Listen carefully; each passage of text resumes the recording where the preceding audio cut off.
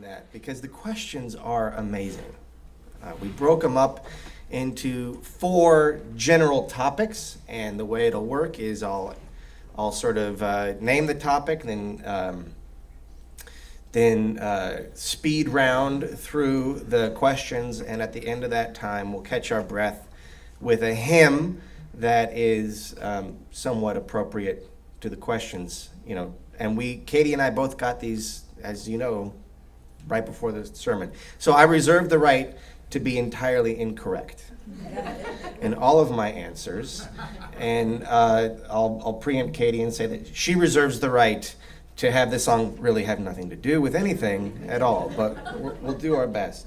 So the 4 categories are growth, etc., sort of congregational and denominational issues.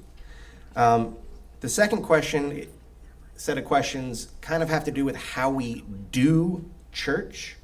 The third set of questions are spiritual in nature. And the fourth set of questions have to do, in some way or another, with happiness. So, the first questions about growth are, what do you see as the 2 or 3 biggest challenges or opportunities to growing membership here at MVUU? Certainly the biggest opportunity, I think, is our upcoming move, and that comes with a whole host of challenges. But the dream, of course, is that when we get there, we will have a facility capable of handling growth, facilitating growth, particularly in the RE wing. I think right now, by the way, one of the things that this question makes me think of is our hidden mission, our unstated mission. We read our mission statement today, and it, I think, is very compelling. But the unstated mission of this church, really for the past year or 2, possibly even longer, has been gearing ourselves up for the move, deciding to leave, doing the capital campaign. A lot of energy of a lot of volunteers have been spent doing that, and they are all being supported by friends and spouses and fellow members. And that's been the unstated mission of the church that has us in many ways rowing in the same direction. And it's a glorious thing, because all the little hiccups that we would have if we were just sitting still in still water, that would be magnified by our lack of direction, are now subsumed into the greater mission. And so perhaps when we get to the new location, we will face another challenge of what then will be the thing that compels us all in the same direction. And I would, at this far-off juncture, submit to you that we may want to focus on putting a lot of our eggs in the religious education basket and really focusing on that program. And our new facility will have the capability for us to do that. What can UUism do to attract millennials? This is my most favorite irritating question.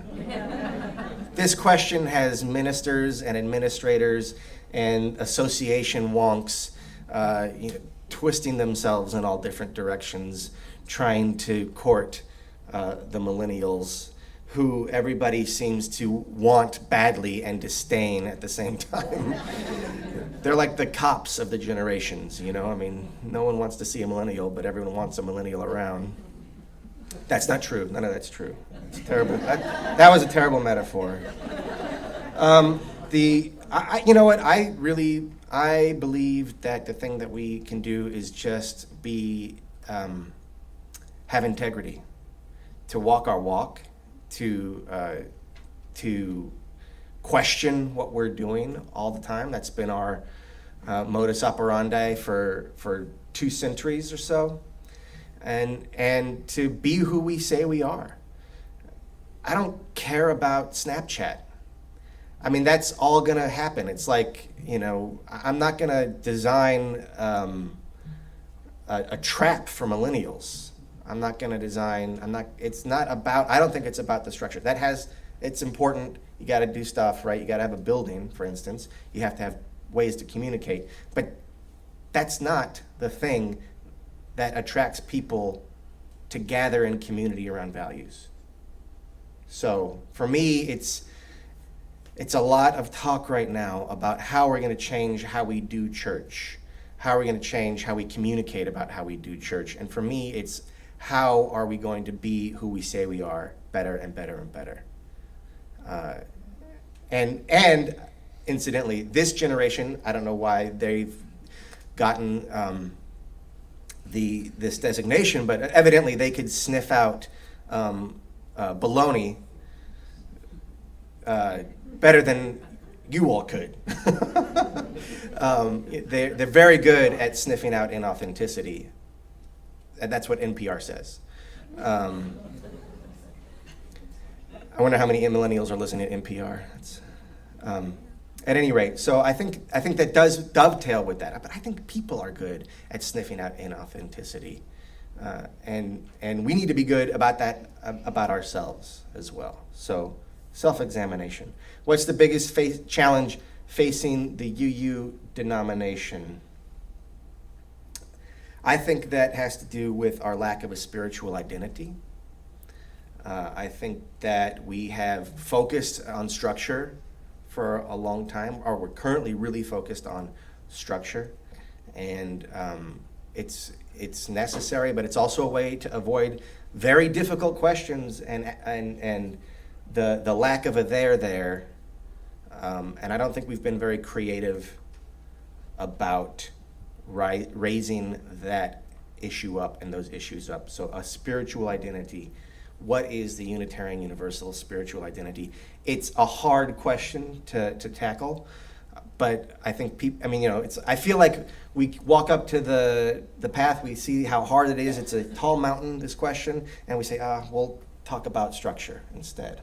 And it's possible. We can do this, and many of us should be doing this, I think, in different perspectives, but that's the biggest challenge to Unitarian Universalism, in my mind.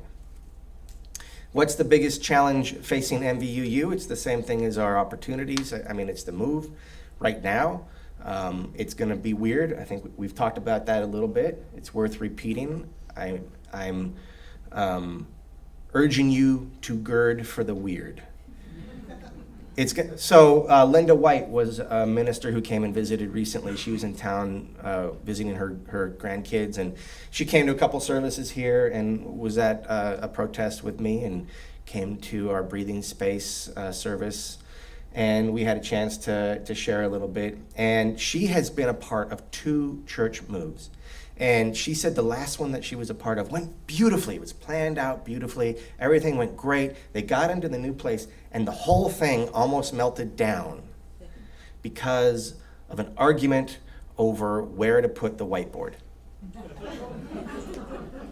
So this weird stuff happens. Weird stuff is going to happen, and we have to know that when it happens, that's the weird stuff. That's what's happening now, and that's the weird stuff, and we're going to not get terribly hooked by the weird stuff.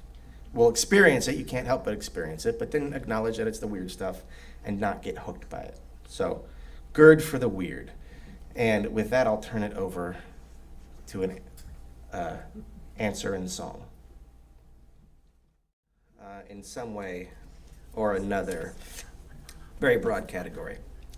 And there are 2 in this category. How do you find deep human connection?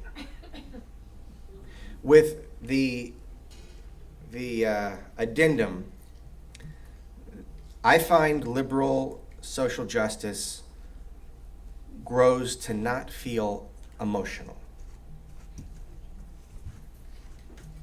And so this is about sort of doing social justice at church, through church, and I think there's a hidden observation here, not very hidden, but that deep human connection and emotion are a necessary part of justice work. And so all I can do is my personal example is, Southside Presbyterian does a lot of work around justice, And I get invited to go down there every now and then and take part in things that they are organizing. And it's gotten to the point now where Reverend Allison, and myself, and a number of the faces are becoming quite familiar. And when I show up, when they ask me, there is a personal tug. There's not just the tug of doing justice and wanting to have integrity, but there's also a very personal relationship that's developed. I don't know her very well. We've never broken bread together, or had drinks together, or even had coffee together. But we've worked together a little bit, and enough, because it doesn't take much. We've worked together enough that there's an emotional investment personally there. And that's one of the things that our justice system at MVUU is set up to try to capture and encourage. I think it's really about getting eyes in front of eyes and learning stories from each other. And in Debbie's testimonial today, she put her eyes in front of somebody else's eyes, and they both came away changed. So I think that's what it's all about. I think protest marches and demonstrations, the most valuable thing about them, I think, is actually socializing. Being with other people who are doing that work. Yes, other folks get to hear or see your signs and show their appreciation by honking. But the main thing there is introducing yourself to other people and not feeling alone, and establishing relationships that call you and compel you into action, and deepen your connection. So how do you find deep human connection? By doing it, by getting in front of them, by getting in front of other folks, including us here, each other. The second question is, in planning a service, have I ever experienced a time when I could not find a hymn that fit my message? And the answer to that is generally no, because I don't look for the hymns. Katie, was there a time where you could not find a hymn that fit your message? I'm doing it right now because you're changing the message on this. Yeah. Yes. So actually, when we were beginning the contemplative service, and Katie, this is the hymn that I'll teach them, this hymn. Okay. So the contemplative service, we did struggle to come up with appropriate songs or chants for the contemplative practice. And they're out there, I think, but we didn't find any, and I didn't find any that I felt were suitable. So I did some things like I stole lines from choruses from rock and roll songs, and we just sang them over and over again, and they sound like a chant, and it works. Another thing that we did is, so the follow-up question to this is, if yes, have you ever considered writing a poem or lyrics for a new hymn that would fill that need? And so the answer to that question is what I'm doing now, because the answer to that question is yes. I have written a couple of songs, and I'll teach you one right now. This is one of the chants that we do. I have to get a drink or else I'll sound like a frog. One of the chants that we do, our benedictory chant at the end of the contemplative practice, is, I'm going to step away from the mic too, because you don't need that from me. And I'll sing it once, you sing it back to me, line by line, and then we'll all sing it together a few times. And if you want to imagine yourself in a contemplative service, and imagine that this is your meditative moment of the service, that might be appropriate. So, it's a chant it's a metta meditation chant, which is the loving kindness, which we have one in our hymnal, but I've simplified it even further to be more of a chant. So the first bit is, peace to all, peace to all, Ease to all. Wait. Peace to all. Peace to all. Ease to all. Ease to all. Life to all. Life to all. Love to all. Love to all. Peace to all. Ease to all. Life to all. Love to all. Peace to all. Ease to all. Life to all. Love to all. One more time. Peace to all. Ease to all. Life to all. Love to all.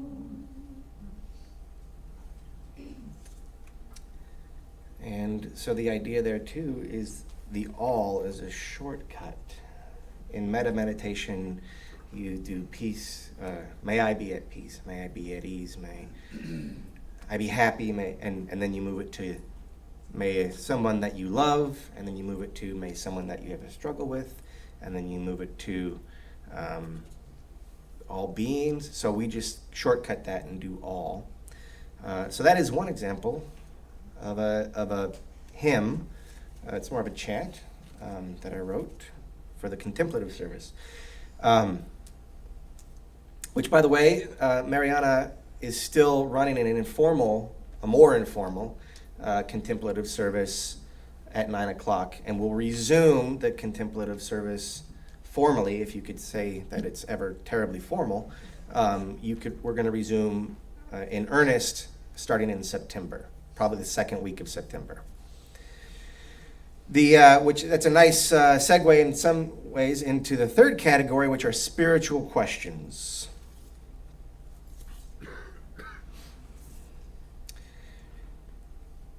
Do you think guilt can be useful, and why? Absolutely, guilt can be useful. Necessary. I don't know what we would do without it. Now, it can be misused, like any tool, but I think there is a place for it, certainly in Unitarian Universalism. And I have absolutely used it from this pulpit before. I've had conversations with some of you about that. So yeah, I think guilt can be useful. It's unfortunate in that it's been a tool that many religions have probably used inappropriately or overused. But it is a tool, and it's in religion or in personal development, or it doesn't have to be institutional guilt. It could be. Is my mom here? Yes. So this was a very strong motivator for me as a child to do the dishes or mow the lawn. So no, I think guilt can be healthy, in fact,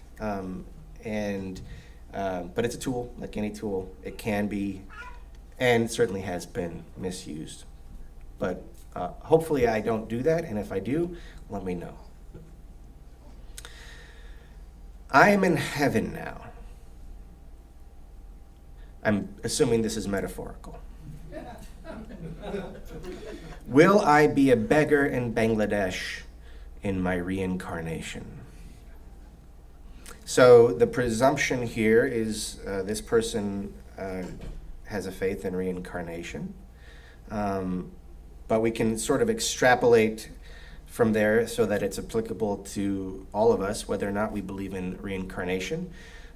It's somewhat of a karmic question.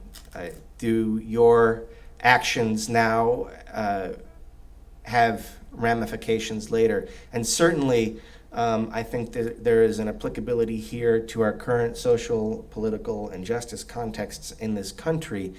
Basically, the question to me is, I have a lot of happiness. My needs are met right now. And does that mean, will that result in some bad event in my future?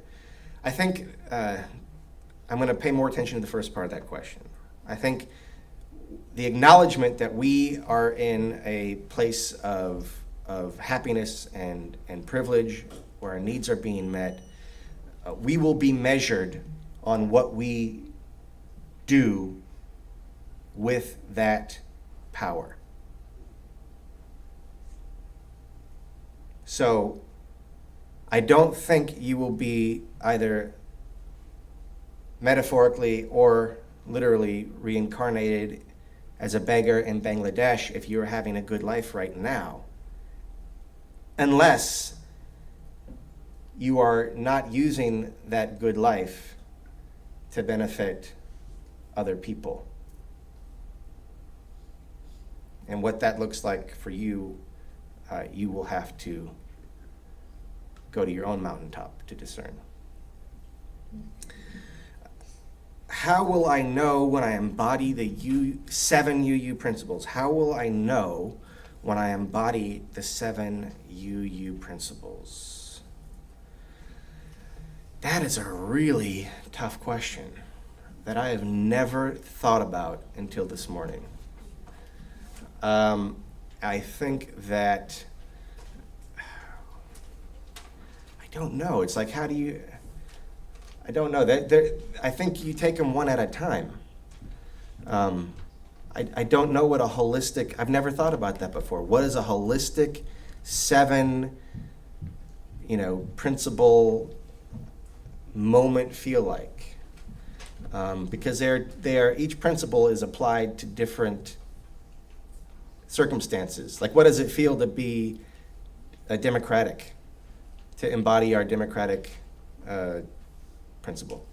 That feels different than feeling connected to the interdependent web of existence. They're all related, but that's a really good question, and I'm just going to say I'm going to think about it more and see if there is such a thing as that moment. And if you have had one, or if you've ever thought about that before, I welcome your reflections with me. What has been the greatest theological challenge to your ministry at MBUU? You may have just seen it.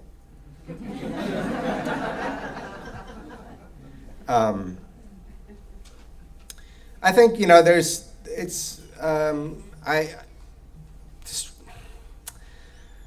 I think it hasn't been a theological challenge for me as much as one as messaging. I feel like there's some trigger word stuff that we've gone through in the past. Those have been challenging, but not from a theological perspective for me here. I did that challenge before I got here. The challenge there is communicating myself in a way that is most easily heard by most of you. The greatest theological challenge, the one that I'm working on right now, is what I spoke of earlier, is about spiritual identity. I feel like I'm at the threshold of that. So I don't know what it looks like on the other side. I'm sort of dipping my toes in those waters with the intent to go headlong into them in a year or so.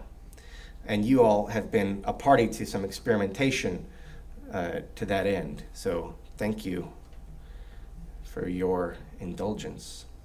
And Katie, I'll turn it over to you for a musical reflection on spirituality. This is your gray hymnal, and we are turning to hymn number 6, Just as Long as I Have Breath. And we'll sing the first verse.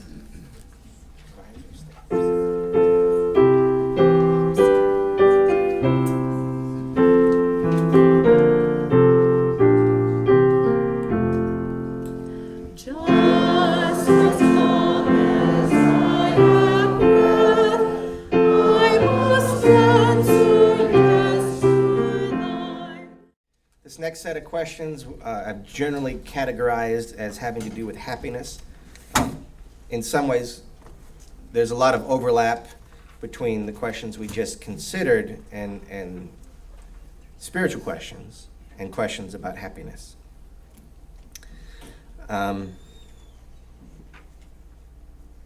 So how do you filter out the noise of the media and bring focus back to humanity? Well, you could get a divorce from media, which temporary, yeah. And I did that myself this week. I don't know if that's sustainable, however, right? I mean, at some point we're living in this world, and I think you filter out the noise of the media and bring focus back to yourself by developing some practices, developing some good habits that involve not being hooked by the bait that media or some conversation partners may offer you. Or if you are hooked, find the self-reflection to realize that you've been hooked and take a step back. I think this is something that is an ongoing, every single day, every breath we take in our interconnected, media-saturated world. To do this over the long haul is a question of practices and habits. You could take a vacation, you can go for a walk in the woods or desert, and that will help in the short term, but I think long term, it's about developing, and this takes work. So the answer to this question, I guess, is the answer to almost every question, and that is work. It takes work. You have to commit yourself to practices of not being hooked and finding a stillness inside, a still center. This is a kind of a question. Relation between humans and relation between humans and nature.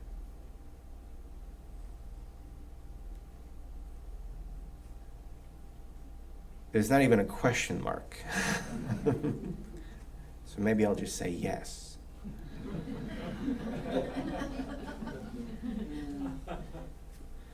I think humans are part of nature.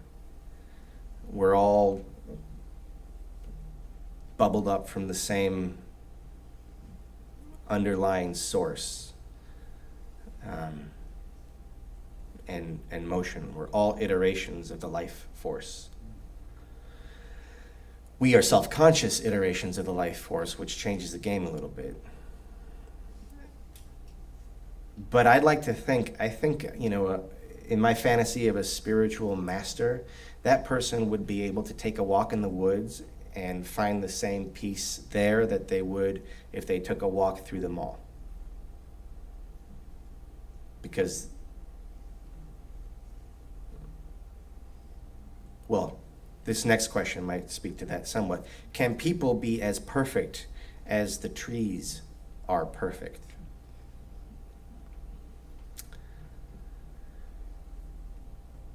Oh, boy.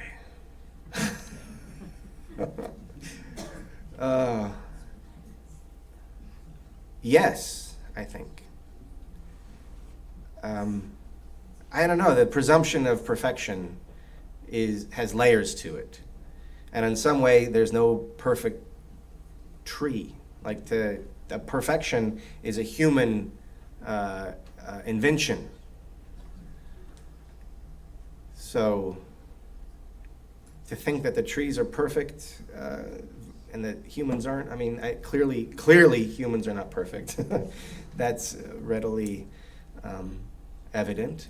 The trees, I don't know. I feel like that's putting anthropomorphicalizing Trees. There was this is a terrible story, I'll tell it. I was out in the woods camping with some friends and having a really pretty intense time, a good time, and one of my friends stood up and the wind was blowing through the trees, and she said, "Oh, the trees, they're dancing, they're dancing."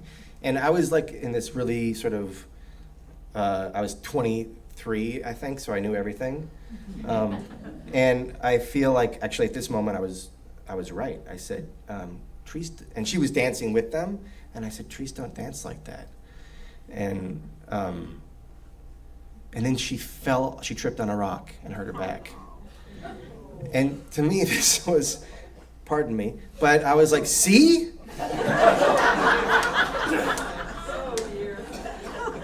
You were doing the wrong thing, and like the greater thing, you paid the price, and it spoke through you.